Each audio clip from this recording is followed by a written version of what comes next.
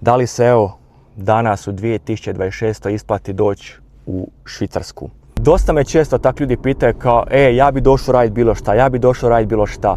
A ljudi generalno ne kuže da u Švicarsku ne možeš doći raditi bilo šta. U Švicarsku ne dolaze samo ljudi sa Balkana, nego iz cijeloga svijeta. Znači konkurencija je ogromna.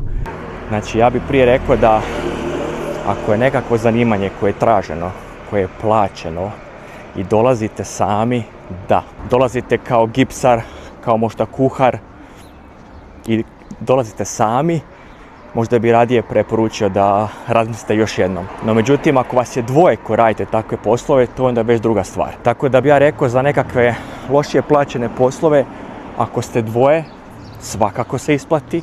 To sam znao 100 puta reći.